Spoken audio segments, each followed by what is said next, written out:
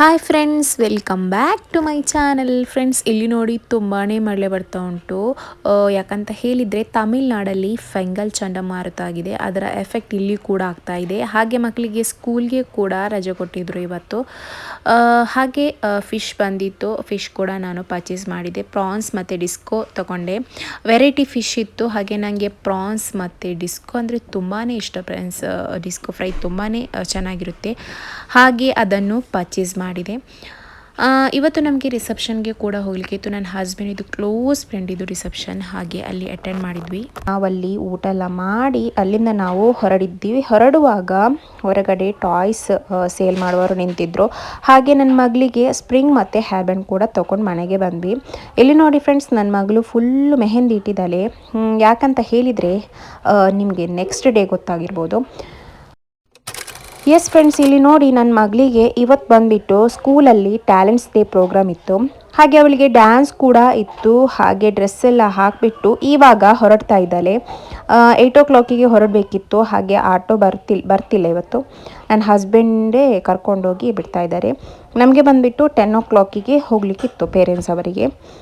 ಹಾಗೆ ಇವಾಗ ನಾವು ಸ್ಕೂಲ್ಗೆ ರೀಚ್ ಆದ್ವಿ. ಇವಾಗ ಫಂಕ್ಷನ್ ಅಟೆಂಡ್ ಮಾಡಲಿಕ್ಕೆ ಹೋಗ್ತಾ ಇದ್ದೇವೆ. ಆಲ್ರೆಡಿ ನಾವು ಹೋಗುವಾಗನೇ ಲೇಟ್ ಆಯಿತು. ನನಗೆ ಹಾಗೆ ಜಾಸ್ತಿ ಕ್ಲಿಪ್ ಎಲ್ಲ ತೆಗಿಲಿಕ್ಕೆ ಆಗಲಿಲ್ಲ. ನೋಡಿ ನನ್ನ ಮಗಳಿದು ಡ್ಯಾನ್ಸ್. ನಾವು ಹೋಗುವಾಗ ಆಲ್ರೆಡಿ ಸ್ಟಾರ್ಟ್ ಬೇರೆ ಆಗಿತ್ತು. ನೋಡಿ ಸ್ವಲ್ಪ ಕ್ಲಿಪ್ಸ್ ಎಲ್ಲ ಹಾಕಿದ್ದೇನೆ ಫಂಕ್ಷನಿದು. ಎಲ್ಲ ಫುಲ್ಲಾಗಿ ನೋಡಿ ಸ್ಕಿಪ್ ಮಾಡಲಿಕ್ಕೆ ಹೋಗ್ತೇನೆ.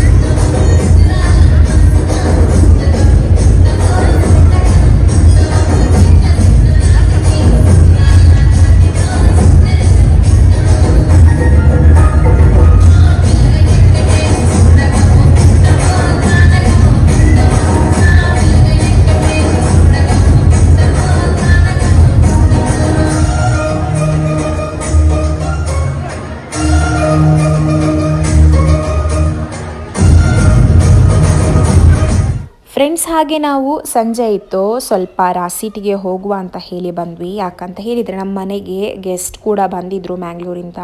ಅವರು ಕೂಡ ಸ್ವಲ್ಪ ನೋಡಲಿ ಅಂತ ಹೇಳಿ ಕರ್ಕೊಂಡು ಬಂದ್ವಿ.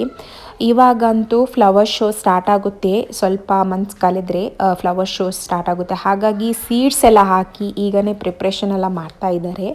ಹಾಗೆ ನೋಡಿ, ನಾವು ಮೊನ್ನೆ ವ್ಲಾಗಲ್ಲಿ ನಾನು ಸ್ವಲ್ಪ ನೈಟ್ ಬಂದಿದ್ದೆ, ಹಾಗೆ ನಿಮಗೆ ಜಾಸ್ತಿ ವೀವೆಂಟ್ ತೋರಿಸ್ಲಿಕ್ಕೆ ಆಗಲಿಲ್ಲ ರಾಸೀಟದ್ದು.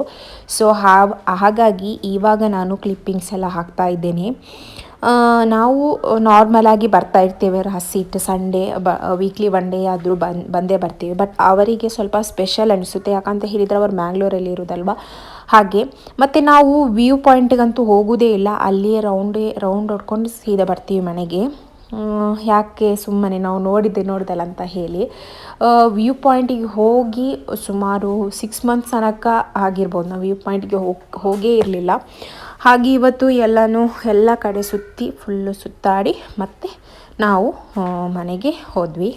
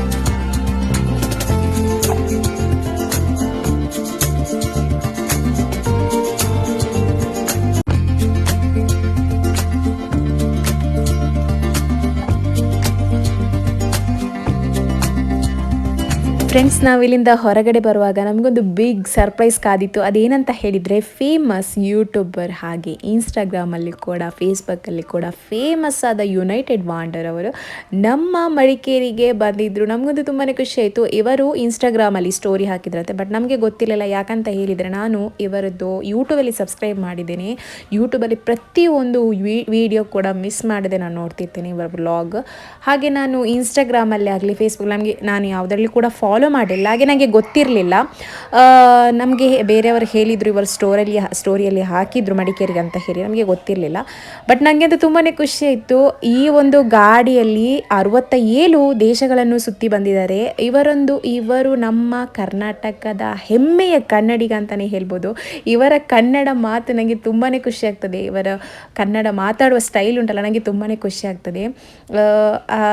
ಒಂದು ಮಂಗಳೂರಿಗೆ ಒಂದು ಕೀರ್ತಿ ತಂದು ಕೊಟ್ಟವರಂತಲೇ ಹೇಳ್ಬೋದು. ನಮಗೆ ತುಂಬಾ ಖುಷಿ ಆಯಿತು. ಹಾಗೆ ನಾನು ಅವರಿಗೆ ಕಂಗ್ರ್ಯಾಚುಲೇಷನ್ ಅಂತಲೂ ಕೂಡ ಹೇಳಿದೆ.